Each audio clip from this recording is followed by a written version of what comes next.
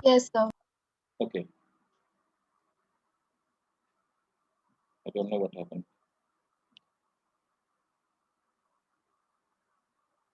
देखिए, तो हम ये डिस्कशन कर रहे थे। हाँ, तो यहाँ पर क्या होता है, क्रॉप में क्या करती हैं, फूड को कलेक्ट करने का काम करती हैं। They collect food for temporarily.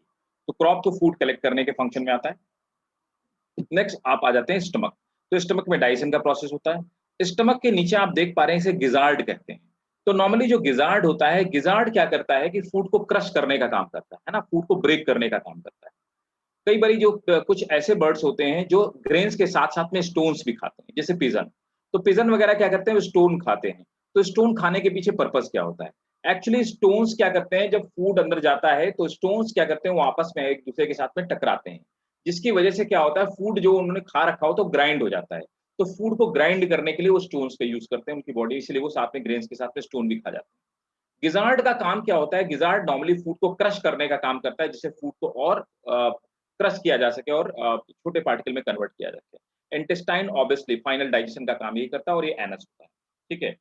और बर्ड ये जितने सारे एप्स होते हैं, ये 4 चैम्बर हार्ट इनमें पाया जाता है ना? लंग्स में थोड़ी-सी पेक्युलियरिटी पाई जाती है, वो मैं अभी आपको समझाऊँगा। तो आप इसका एक काम करेंगे, इसका आप स्क्रीनशॉट ले लीजिए, ठीक है? स्क्रीनशॉट ले लीजिए। बाकी कैरेक्टरिस्टिक पहले मैं पूरे कैरेक्टरिस्टिक आपको एक्सप्लेन कर देता हूँ, फिर मैं आपको वन बाय वन करके उसमें note down excuse me sir. हाँ जी बेटा। सर गिज़ार्ड में से स्टोन भी ग्राइंड हो जाता है? नहीं, स्टोन ग्राइंड नहीं होता है। स्टोन्स तो वो उनको स्टूल के साथ में ना, है ना? तो फीसेस के साथ में स्टूल के साथ में वो स्टोन बाहर आ जाता है। तो स्टोन कोई ब्रेक नहीं कर पाते। बट स्टोन क्या होता है कि डाइजेशन में जब वो एक तरह से पेरिस्टाल्टिक मूवमेंट होता है ना, तो एक्सपेंशन और कॉन्ट्रैक्शन, यस सर, यस तो सर। उसमें क्या होता है, स्टोन्स मूव करते हैं जिसकी वजह से फूड क्रश हो जाता है। ठीक है? तो ओके आपने सर। इसका स्क्रीनशॉट ले लिया, राइट? Yes sir. राइट। अब हम लोग आगे बढ़ते हैं नेक्स्ट में। दूसरा, इस पे मैंने आपको बताया कि इसके साथ में heart as usual 4 chamber heart पाया जाता है। वार्म ब्लडेड एनिमल होते हैं, तो ये किसी भी, इसीलिए ये भी क्या होते हैं, मैमल्स की तरह सभी जगह ये एग्जिस्ट करते हैं, सभी एनवायरमेंटल कंडीशंस में ये पाए जाते हैं, ठीक है? अब देखो, देखते हैं इनके लंग्स में। इनके लंग्स जो होते हैं वो मैमेलियन, एप्स बाकी सबसे डिफरेंट, मैमेलियन और रेप्टाइल्स और बाकी सबसे डिफरेंट होते हैं।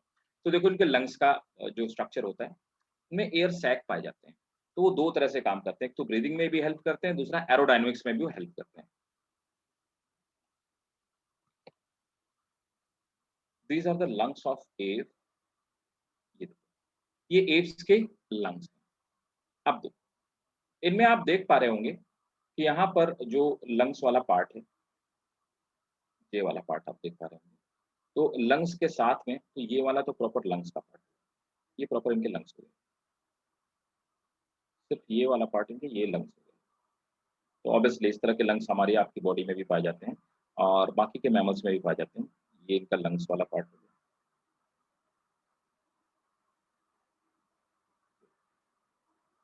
ये लंग्स वाले पार्ट। अब आप देख रहे होंगे कि यहाँ पे एक और ऑर्गन मौजूद है जिसको हम क्या बोलते हैं, सायरेंक्स बोलते हैं।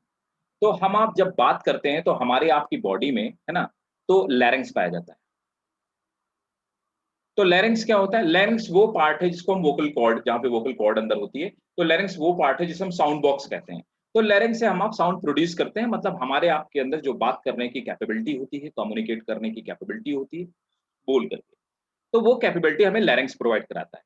तो लैरिंक्स जैसा ही स्ट्रक्चर पाया जाता है, तो लैरिंक्स जैसा स्ट्रक्चर जो बर्ड्स में पाया जाता है, उसको हम लोग सायरेंक्स कहते हैं। इसीलिए कुछ ऐसे बर्ड्स हैं, जैसे पैरट हो गया, वो हमारी आपकी आवाज़ को कॉपी कर सकता है और बोल सकता है। इसके अलावा कुछ और बर्ड्स होती हैं जिनको आप बोलते हो कि वो सिंगिंग बर्ड्स होती हैं, जैसे कि लाफिंग जैक्स करके एक बर्ड होती है, ऑस्ट्रेलिया में पाई जाती है। वो बहुत तरह से आवाज़ निकाल सकती है और ह्यूमन्स की वॉइस की कॉपी भी कर सकती है। पैरट भी अप टू सर्टेन एक्सटेंट काफ़ी हद तक कॉपी कर लेता है। It is because of presence of pharynx, and pharynx is similar kind of the structure which is found in humans, that is called larynx. तो अब फाइनली इसमें वोकल कॉर्ड कैसे फंक्शन करती है, ये हम लोग तब पढ़ेंगे जब ह्यूमन फिजियोलॉजी में रेस्पिरेशन वाला पार्ट मैं आपको पढ़ा रहा हूँ। अब आप देख पा रहे होंगे कि यहाँ पर इनके जो लंग्स हैं, लंग्स के साथ में कुछ यहाँ पर एयर सैक्स, ये अलग से एक्स्ट्रा यहाँ पर एयर के जो कुछ बलून्स लाइक स्ट्रक्चर हैं, ये जुड़े हुए हैं। तो पहली बात क्या होती है, इनका 2 तरह से फंक्शन होता है। एक तो इनमें ज़्यादा अमाउंट में एयर स्टोर हो जाती है, जिससे कि इनसे ये ब्रीथिंग में हेल्प करते हैं, है ना? तो एयर स्टोर कर लेते हैं। दूसरा, बर्ड्स क्या करते हैं जितने भी बर्ड्स होते हैं वो फ्लाइट भरने से पहले, उड़ने से पहले वो क्या करते हैं, इनमें एयर स्टोर कर लेते हैं। एयर स्टोर करने की वजह से ये वैसा ही कैरेक्टरिस्टिक काम करता है जैसे कि हम आप अपने बच्चों को स्विमिंग पूल में तैरने के लिए भेजते हैं। वो स्विमिंग पूल में जैसे ही जाते हैं तो वो क्या करते हैं, ट्यूब ले लेते हैं। तो इससे क्या होता है कि वो वॉल्यूम बढ़ जाता है और उनको एक तरह से अपथ्रस्ट मिलने लगता है। इसी तरह से ये क्या करते हैं, जब ये एयर भर लेते हैं तो इनकी बॉडी लाइट हो जाती है और ये एरोडायनामिक्स में हेल्प करते हैं। तो कहा जाता है it is adaptation for flight. तो फ्लाइट के लिए एक तरफ के एडेप्टिव कैरेक्टरिस्टिक है। एक और एडेप्टेशन होता है दैट इज न्यूमेटिक बोन्स। तो न्यूमेटिक बोन्स का क्या मतलब होता है, मैं वो चीज भी यहाँ पे आपको बताना चाहूंगा।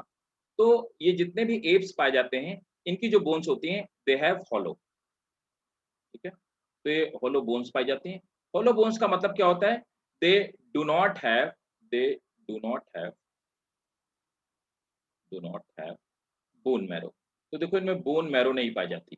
तो बोन मैरो जब इनमें नहीं पाई जाती तो इनकी बोन्स हल्की हो जाती हैं। तो ऐसी बोन्स जो हॉलो होती हैं, जिनमें बोन मैरो नहीं पाई जाती है, ऐसी बोन्स को हम लोग न्यूमेटिक बोन्स कहते हैं। न्यूमेटिक, है ना, न्यूमेटिक बोन्स इन्हें कहा जाता है। तो न्यूमेटिक बोन्स जो होती हैं वो एप्स में पाई जाती हैं, जिससे इनकी बॉडी क्या होती है, लाइटर हो जाती है, हल्की हो जाती है और इन्हें उड़ने में हेल्प मिलती है। So this is also a feature which is adaptation for flight, है ना। तो ये हो गया हमारा बर्ड्स में कुछ पेक्युलर कैरेक्टरिस्टिक हो गए। तो क्लियर, समझ में आया? क्लियर है सबको? स्क्रीनशॉट लीजिए इसका भी। तो स्टार्ट किया जाए कैरेक्टरिस्टिक, कोई डाउट तो नहीं ना भाई?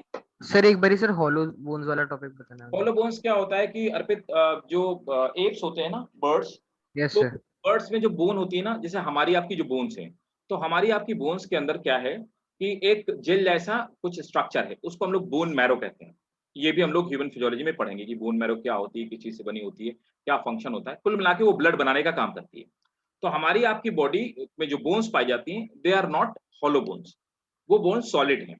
उन बोन्स में बाहर वो बोन्स का स्ट्रक्चर जो ऑस्टियोब्लास्ट ऑस्टियोसाइट सेल से मिलकर बना हुआ है, और बोन्स के बीच में एक जेल जैसा स्ट्रक्चर है जहां ब्लड का फॉर्मेशन होता है, उसको हम लोग क्या बोलते हैं, बोन मैरो। तो बोन मैरो की वजह से ही बोन्स क्या होती हैं, हैवी हो जाती हैं, भारी हो जाती है ना। तो हमारी बॉडी में जो सबसे ज्यादा वेट होता है वो बोन्स का होता है।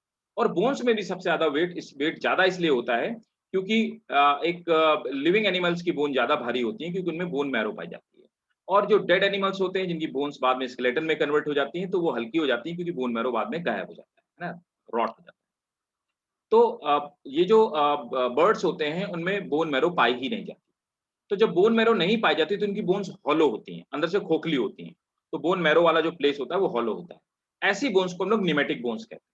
तो बोन मैरो ना पाए जाने की वजह से जो बर्ड्स की बोन होती हैं वो कंपैरेटिवली मैमल्स या बाकी के एनिमल्स की बोन से हल्की होती हैं, जिससे कि उनको उड़ने में हेल्प करती है, उड़ने में हेल्प मिलती है। तो इस कैरेक्टरिस्टिक को मतलब इन ऐसी बोन्स को न्यूमेटिक बोन्स कहा जाता है। और ये कैरेक्टरिस्टिक क्या है, it is adaptation for flight.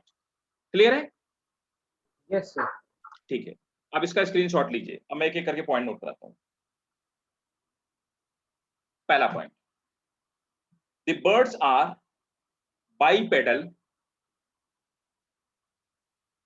Birds are bipedal, feathered. Birds are bipedal, feathered, warm-blooded animal. Birds are bipedal, feathered, warm-blooded animals. Full stop. Their four-limbed, their four limbs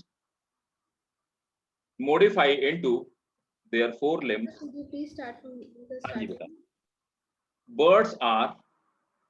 Birds are bipedal. मैं लिख देता हूं यहाँ पे।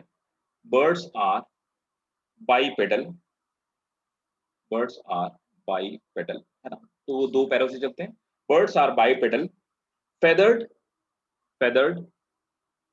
and warm-blooded, feathered and warm-blooded animals.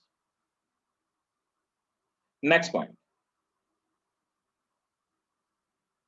इसी में note कर, एक इसी में एक पॉइंट और नोट कर लीजिए। Their four limbs are modified. Their four limbs are modified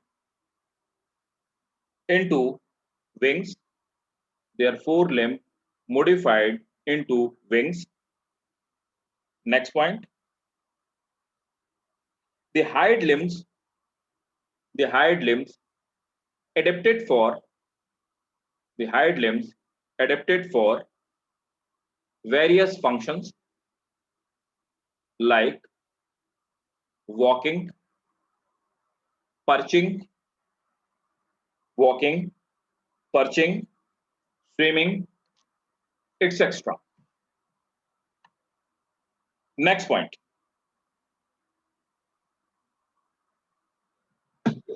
birds do not have any gland. Birds do not have any gland on their body except uropygial gland. Uropygial gland. क्या होती है uropygial gland? Except uropygial gland. Birds do not have any gland on body except uropygial gland. देखिए, मैंने आपको बताया था कि जो ये होते हैं एम्फीबियंस होते हैं, उनकी बॉडी में कुछ स्लाइम ग्लैंड्स पाई जाती हैं जो म्यूकस को सीक्रेट करती हैं, जिससे उनकी स्किन स्टिकी और स्लाइमी बनी रहती है और हाइड्रेटेड रहती है। फिर मैंने आपको बताया था कि रेप्टाइल्स जो होते हैं उनमें किसी तरह की कोई ग्लैंड नहीं पाई जाती, इसलिए उनकी स्किन ड्राई, रफ और डिजाइनर होती है, एक तरह से स्केल्स पाए जाते हैं। फिर मैंने आपको बताया कि जो एप्स होते हैं उनमें यूरोपीजियल ग्लैंड पाई जाती है। हमारे आपकी बॉडी में, मतलब हम मैमल्स की बॉडी में स्वेट ग्लैंड्स पाई जाती हैं और ऑयल ग्लैंड्स भी पाई जाती हैं। यूरोपीजियल ग्लैंड्स को हम लोग क्या बोलते हैं? They are called oil glands. अब इसकी खासियत क्या होती है, खास बात क्या होती है? जो स्वान होता है ना, स्वान, हंस जिसको बोलते हैं, तो स्वान के टेल के पास में एक बड़ी सी यूरोपीजियल ग्लैंड पाई जाती है, मतलब ऑयल ग्लैंड पाई जाती है। स्वान क्या करता है कि अपनी चोंच को, अपनी बीक को वो पीछे टेल में ले जाके वहां पे डिप करता है, उस ग्लैंड में डिप करता है और चोंच से वो ऑयल उस डिप से, ग्लैंड से निकाल के अपने विंग्स में लगा लेता है। यही कारण है कि जो स्वान होता है वो दूर से आपको हमेशा चमकता हुआ नजर आएगा। इससे क्या फायदा होता है? तो उसकी स्किन शाइनी बनी रहती है। दूसरी खास बात क्या होती है? वो वाटर प्रूफिंग का काम करती है, उसके विंग्स जल्दी से पानी में गीले नहीं होने पाते। तो ऑयल ग्लैंड्स होती हैं, ये टेल के पास में ऑयल ग्लैंड बर्ड्स पे पाई जाती हैं, बाकी बर्ड में किसी भी तरह की कोई ग्लैंड नहीं पाई जाती। Next point. अच्छा, इसी में एक एक्सेप्शन लिख लो, ये नीट के क्वेश्चन से। Parrot and ostrich, parrot and ostrich they lack oil gland. Parrot and ostrich they lack oil gland. तो पैरट में, ऑस्ट्रिच में, उनमें सब में ऑयल ग्लैंड्स नहीं पाए जाते। Next point, the alimentary canal have additional chamber, crop and gizzard. अभी मैंने आपको बताया थोड़ी देर पहले, the alimentary canal have additional chamber, crop and gizzard. Full stop. The crop help in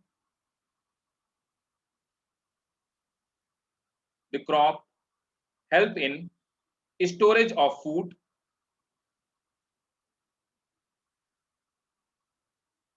and the gizzard help in crushing and churning of food. Next point, there is cloacal aperture. There is cloacal aperture at the end of alimentary canal. अब देखो, cloacal मैं आपको already बता चुका हूं कि ऐसा पोर जो एक्सक्रीटरी, रिप्रोडक्टिव और ये defecation means, repeat the last point. ठीक है, मैं रिपीट कर देता हूं। at the end of alimentary canal there is a cloacal aperture. तो पूरी जो एलिमेंट्री कैनाल है जब वो खत्म हो जाती है तो आखिरी में, तो ह्यूमंस वगैरह में एनस पाया जाता है, इनमें क्लोएका पाया जाता है। तो क्लोएका क्या चीज होता है? तो क्लोएका मैंने आपको ऑलरेडी बता रखा है कि ऐसा कोई पोर जो कि फूड के डेफिकेशन का, मतलब फूड को इजेक्शन का, तो फूड के इजेक्शन का काम करे, एक्सक्रीशन का काम करे, मतलब यूरिन वगैरह भी इसी पोर से रिलीज हो, और साथ में रिप्रोडक्शन का काम करे, मतलब एग्स वगैरह भी रिलीज करे सेम पोर से। तो ऐसे सिमिलर कॉमन पोर को हम लोग क्लोएका कहते हैं। तो बर्ड्स में एग रिमूव करने वाला, एक्सक्रीशन वाला और डेफिकेशन वाला सबका एक ही पोर होता है, इसीलिए इसको हम क्लोएका कहते हैं। Next, respiration takes place by lungs. Respiration takes place by lungs. Full stop. The lungs are spongy and inelastic. The lungs are spongy and inelastic. Full stop. Air sacs, तो मैंने आपको अभी बताया एयर सैक पाए जाते हैं। Sir आपने spongy के बाद क्या बोला? inelastic. Inelastic means they are not elastic. जैसे हमारे आपके लंग्स होते हैं वो इलास्टिक होते हैं, इसीलिए हमारी जो आपकी वाइटल कैपेसिटी वो बहुत ज्यादा है। The lungs are spongy and inelastic. Full stop. Air sacs are connected to the lungs, which supplement. Air sacs are connected to the lungs, which supplement for respiration and they also help in flight. Next point. Voice is produced by a special organ. Voice is produced by a special organ called syrinx. Next point. Heart is four-chambered. Heart is four-chambered. Full stop. RBC have nucleus. RBC have nucleus and they are biconvex, इस तरह से, and they are biconvex. तो देखो मैं आपको बता दूं, mammals में मतलब हमारी आपकी आरबीसी में न्यूक्लियस नहीं पाया जाता। जब वो पैदा होती हैं, बर्थ लेती हैं, आरबीसी मींस होम्योपोइसिस होती है, जब हमारे बॉडी में ब्लड का फॉर्मेशन होता है, तो उस समय तो क्या होता है कि उन आरबीसीज में न्यूक्लियस होती हैं। धीरे धीरे वो जब आरबीसी मैच्योर होती है तो न्यूक्लियस गायब होता जाता है और लास्ट में न्यूक्लियस डिसअपियर हो जाता है। तो फाइनली अगर मैं ये बात कहूँ तो ह्यूमन जो मैच्योर आरबीसी होती है उसमें न्यूक्लियस नहीं पाया जाता, लेकिन बर्ड्स के आरबीसी में न्यूक्लियस पाया जाता है। ठीक है, next, urinary bladder is absent except South American ostrich. Urinary bladder is absent except South American ostrich rhea. तो रिया एक तरह का ऑस्ट्रिच है, साउथ अमेरिका में पाया जाता है। तो रिया में यूरिनरी ब्लैडर पाया जाता है, बाकी किसी बर्ड्स में यूरिनरी ब्लैडर नहीं पाया जाता। ठीक है, next, they have better developed brain. They have better developed brain than reptile.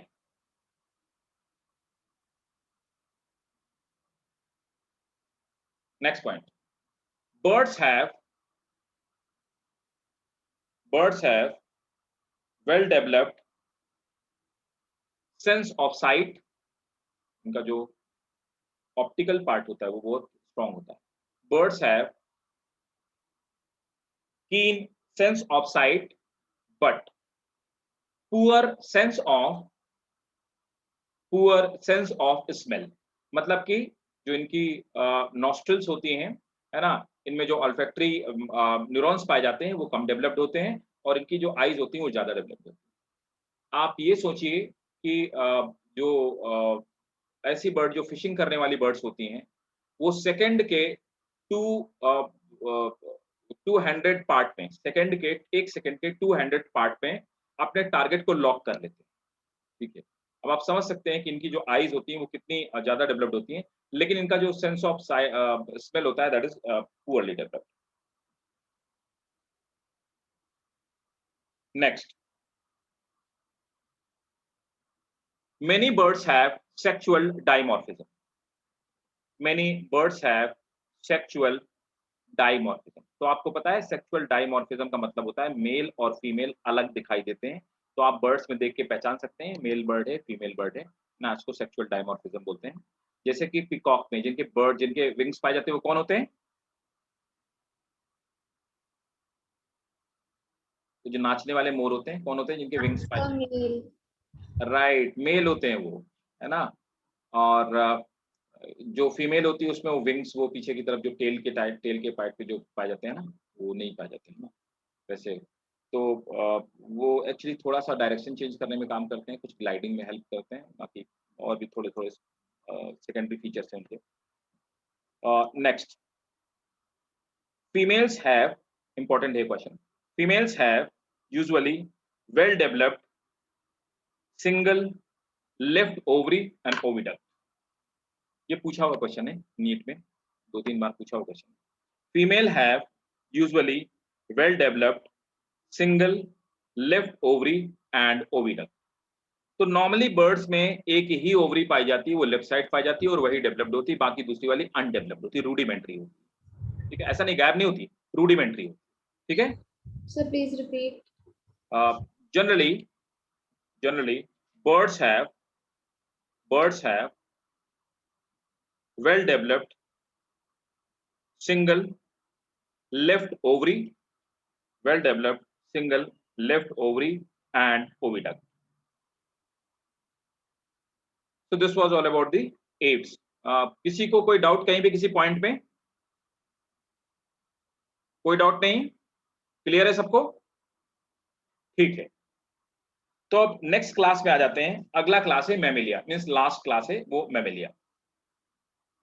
तो यहाँ पे होप आपको कोई दिक्कत नहीं है ना? ठीक है, फिर भी आप पढ़िएगा, कोई क्वेरी हो तो नेक्स्ट क्लास में भी आप पूछ सकते हैं।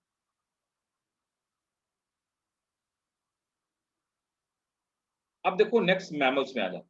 तो मैमल्स में तो हम आप भी आते हैं, ह्यूमन्स भी आते हैं, है ना? तो मैमेलिया का ऐसा कोई रिप्रेजेंटेटिव कैरेक्टरिस्टिक, मतलब ह्यूमंस को भी आप देख के समझ सकते हैं, हम आप भी रिप्रेजेंटेटिव हैं मैमेलिया के, मैमल्स के। तो मैमल्स वो होते हैं जिनमें मैमरी ग्लैंड्स पाई जाती हैं। तो इसलिए मैमल्स का कोई एज यूजुअल कोई परफेक्ट डायग्राम तो नहीं हो सकता, बट स्टिल मैं आपको दिखा देता हूँ जो रिप्रेजेंटेटिव डायग्राम होता है मैमल्स। तो ये एक रिप्रेजेंटेटिव डायग्राम है मैमल्स, इससे आप चीजें समझ सकते हैं।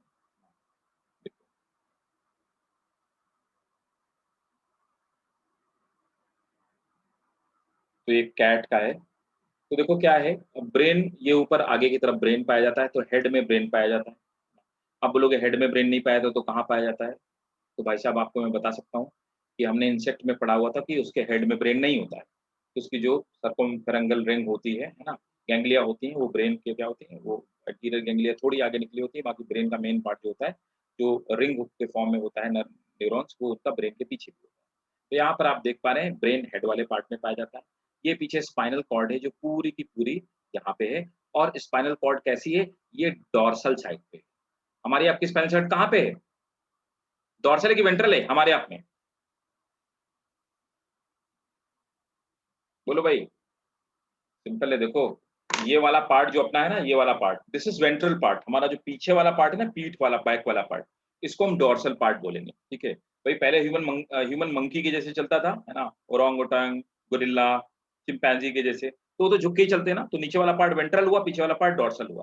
तो यहाँ पे डॉर्सल वाले पार्ट में स्पाइनल कॉर्ड पाई जाती है। ठीक है, हमारे भी डॉर्सल पार्ट में ही स्पाइनल कॉर्ड है।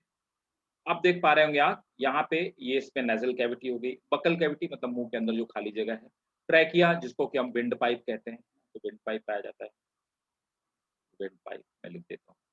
ठीक है, ये ईसोफेगस है, ये जो आपको दिखा है दूसरा वाला, है ना, ग्रीन वाला, तो इसे हम बोलते हैं क्या, दिस इज कॉल्ड ईसोफेगस में food pipe. Excuse me, sir. हाँ जी बेटा। सर, इनकी बकल कैविटी में ऐसी क्या चीज है जो एक स्पेसिफिक साउंड प्रोड्यूस करती है? इन देखो मैमल्स के अंदर तो सबके अंदर हमारे अंदर लैरिंक्स पाया जाता है, लैरिंक्स, और बर्ड्स में सैरिंक्स होता है। और लैरिंक्स वो ये वाला पार्ट है ना। तो ह्यूमंस में सबसे ज्यादा डेवलप्ड होता है। लैरिंक्स के अंदर 2 मेम्ब्रेन पाई जाती है, तो वो हम लोग पढ़ेंगे जब ह्यूमन फिजियोलॉजी पढ़ेंगे।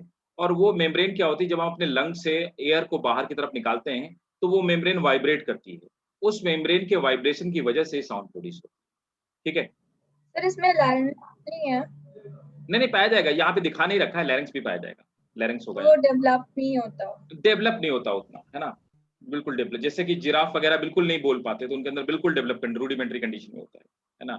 और जो एनिमल जितना ज्यादा अच्छा बोल सकते हैं उनमें, जितना अच्छा कम्युनिकेट कर सकते हैं उनके अंदर उतना ही पाया जाता है। ठीक है, और सबका अपना अलग अलग होता है ना। तो कुछ ऐसे होते हैं जो सोनिक वेव प्रोड्यूस करते हैं, कोई इंफ्रासोनिक वेव प्रोड्यूस करते हैं, कुछ अल्ट्रासोनिक वेव प्रोड्यूस करते हैं।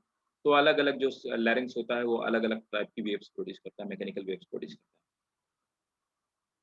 है। अब देखिए, अब आप देख पा रहे होंगे कि ये पीछे की तरफ आप आते हैं, ये लंग्स वाला पार्ट हो गया, है ना, हार्ट पाया जाता है, लंग से रेस्पिरेशन करते हैं, हार्ट में 4 चैम्बर होते हैं, ये बात भी हमको पता है, कोई एक्सेप्शन नहीं इसमें।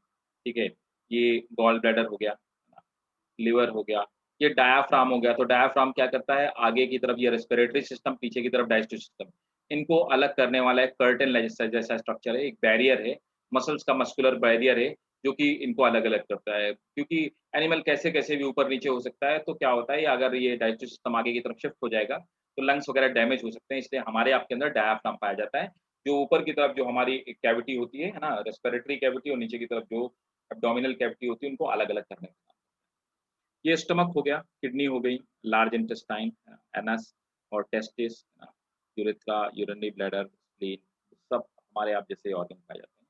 तो ये थोड़ा बड़ा कैरेक्टरिस्टिक थी। एक और खास बात होती है कि मैमल्स अपने बच्चों को मिल्क फीडिंग कराते हैं, यंग वंस को मिल्क फीडिंग कराते हैं। तो मैमल्स इसीलिए कहा जाता है कि उनमें मेमोरी ग्लैंड्स पाई जाती हैं। तो mammary glands well develop condition में होती हैं फीमेल में, और मेल्स में अनडेवलप्ड होती हैं, लेकिन मेमोरी ग्लैंड पाई दोनों में जाती है। तो वो मेमोरी ग्लैंड्स पाए जाने की वजह से हमको आपको मैमल्स कहा जाता है। और एक और ख़ास बात, मैमल्स जितने सारे होते हैं उन सबकी बॉडी में हेयर पाए जाते हैं, बाल पाए जाते हैं। तो बॉडी हेयर से कवर्ड होती है। तो ये पिक्यूलियर कुछ फीचर थे मैमल्स के। ठीक है, अब चलिए नोट कर लीजिए।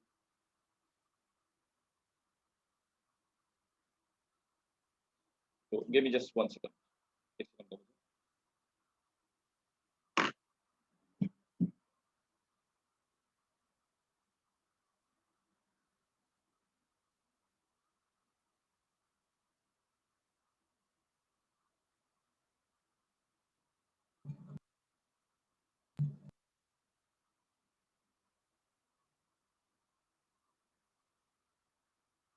noted sir।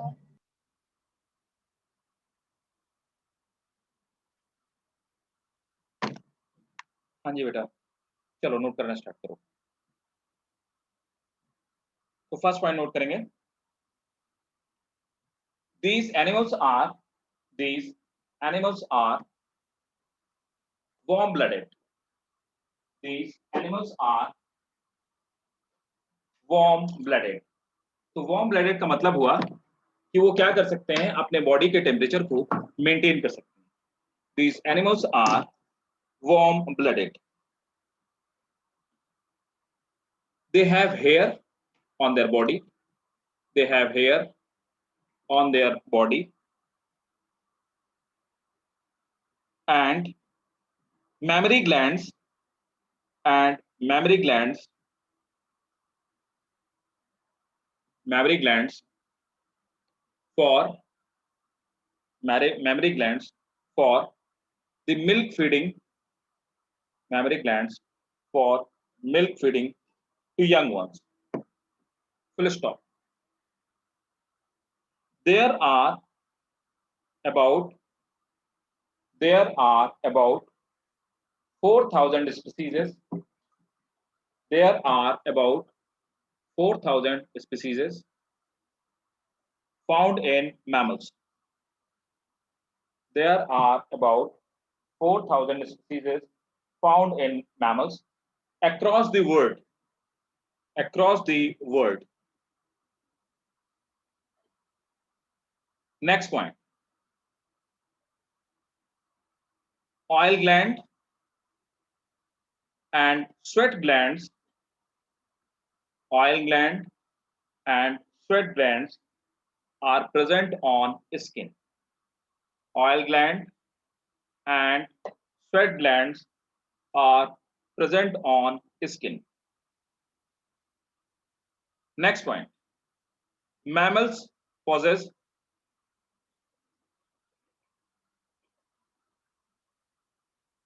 mammals possess 7 cervical vertebrae. Mammals possess 7 cervical vertebrae. तो सर्विकल क्या होता है? सर्विकल मीन्स, सर्विक्स मीन्स होता है हमारा नेक, ये वाला पार्ट है ना। तो मैमल्स में जो नेक वाला पार्ट होता है, ब्रैकेट में आप लिख लो, नेक वाला जो पार्ट होता है, इसमें 7 वर्टिब्री पाई जाती हैं। तो 7 छोटी छोटी बोन से मिलकर, 7 छोटी छोटी बोन से मिलकर के तो हमारी जो नेक होती है वो बनती है ना। इनको हम सर्विकल वर्टिब्री बोलते हैं। Next one, respiration takes place by lungs. Respiration takes place by lungs. Next point, they possess muscular diaphragm. अभी हमने ये डिस्कस किया। They possess muscular diaphragm which divide trunk into thorax and abdomen. Which divide trunk into thorax and abdomen.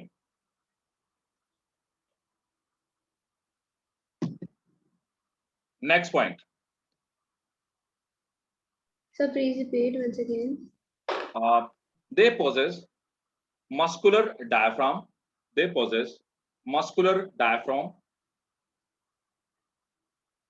which divide trunk into thorax and abdomen. Next point.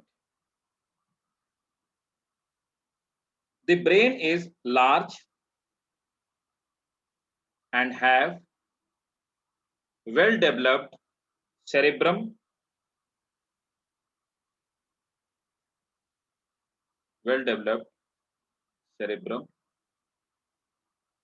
तो cerebrum word का मतलब Latin, cerebrum means होता है fore brain, ये वाला आगे वाला part, and well developed cerebrum and well developed cerebellum and well developed cerebellum. Cerebellum का मीन्स होता है लैटिन में, इसका मतलब होता है स्मॉल ब्रेन। तो हमारा जो पीछे वाला ब्रेन होता है, हाइड ब्रेन जिसको बोलते हैं, उसको cerebellum means, cerebellum is part of hide brain. तो सेरिबेलम का मीनिंग होता है लैटिन में स्मॉल ब्रेन, और सेरिब्रम मीन्स होता है लार्ज ब्रेन। तो हमारा फ्रंट ब्रेन जो होता है और जो सेरिबेलम हाइड ब्रेन का जो पार्ट है, तो हम लोग पढ़ेंगे अभी क्या सेरिबेलम क्या होता है, पोन्स क्या होता है, और ये सब क्या चीज होती है, मेडुला क्या होता है, और हाइड ब्रेन के कितने पार्ट होते हैं। तो कुल मिलाकर के आप जान लीजिए, सेरिबेलम जो होता है इसको स्मॉल ब्रेन बोलते हैं, और सेरिब्रम मीन्स होता है लार्ज ब्रेन। तो फोर ब्रेन और हाइड ब्रेन भी आप कह सकते हैं। सेरिब्रम को फोर ब्रेन आगे वाला ब्रेन, और सेरिबेलम मीन्स हाइड ब्रेन होता है। तो ब्रेन के दो मेजर पार्ट है, ये वेल डेवलप्ड होते हैं किनमें, mammals. Next one, there are 12 pair of cranial nerves. There are 12 pair of cranial nerves. Next point. Ear consists of three part. Ear consists of three part: external, middle, and internal. External, middle, and internal. So what consists? Ear consists of three part: external, middle, and internal. Next point. Except egg-laying mammals,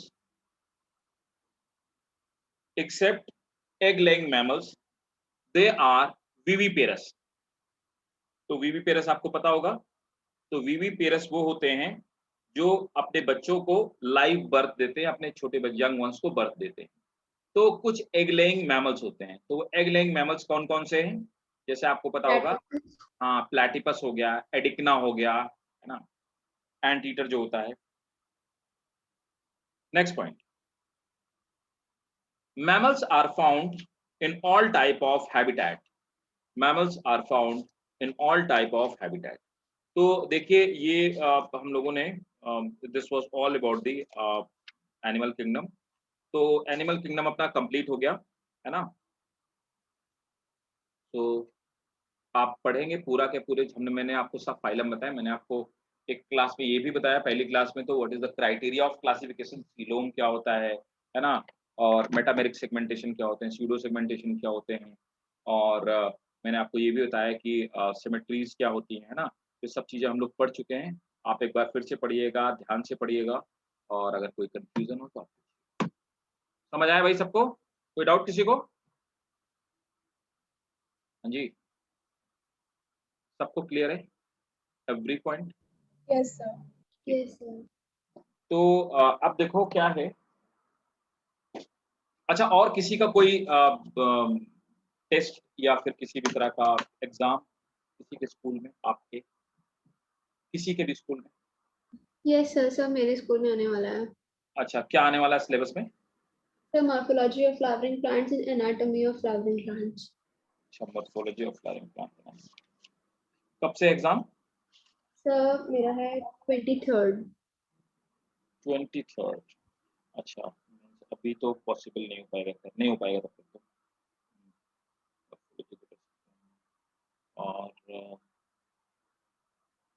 complete तो हो पाना मुश्किल ही है, देखते हैं।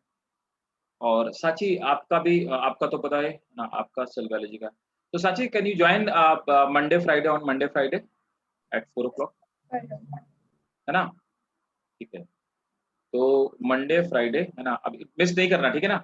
तो Monday Friday आप उधर कर लो, तो आपका वो हो जाएगा और इधर भी होता रहेगा। Excuse me sir, Monday Friday वो स्टार्टिंग से करवा रहे हैं सर का?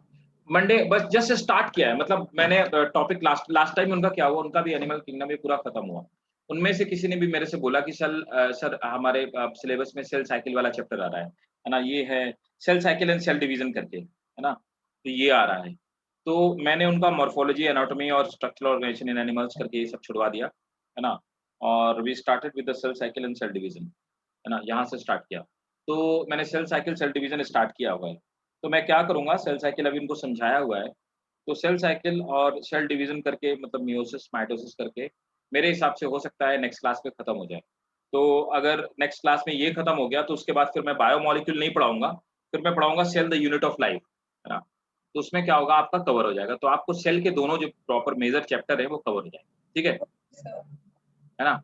उसके बाद फिर मैं पढ़ा दूंगा बायोमोलिक्यूल। उनसे मेरी यही बात हुई थी, तो मैंने उन बच्चों को यही बोला कि पहले मैं सेल साइकिल सेल डिवीजन पढ़ाऊंगा। रीजन क्या है, कायदे से तो यही होना चाहिए, सीक्वेंस यही है कि पहले सेल साइकिल सेल डिवीजन पढ़ते हैं, उसके बाद फिर हम लोग पढ़ते हैं सेल यूनिट ऑफ लाइफ, उसके बाद फिर बायोमोलिक्यूल पढ़ते हैं, ठीक है। बायोमोलिक्यूल काफी बड़ा चैप्टर है ना, और इधर वाले पे ये ऐसी सीक्वेंस में रखेंगे। Okay sir. तो आप लोगों को ये सब समझ में आ गया, ठीक है। अब मैं देखता हूँ मॉर्फोलॉजी ऑफ फ्लावरिंग प्लांट में क्या क्या है। तो मॉर्फोलॉजी ऑफ फ्लावरिंग प्लांट में पहले आपको बता दूं, ये मॉर्फोलॉजिकल कैरेक्टरिस्टिक दे रखे हैं, और इससे क्वेश्चन आते हैं।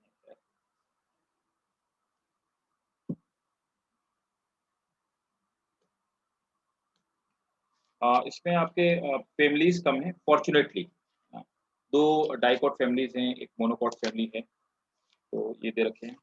लेकिन ये चैप्टर पूरा समझने वाला चैप्टर है, इसमें दिमाग ज़्यादा लगाना पड़ेगा और याद भी करना पड़ेगा।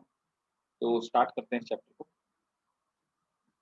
तो सबसे पहले है ना, पार्ट्स ऑफ ये प्लांट दे रखा है, इसमें सबसे पहले पार्ट्स ऑफ रूट दे रखे हैं। तो हम लोग morphology of flowering plant, morphology means external characteristic हम लोग बात करते हैं, और एनाटॉमी भी है,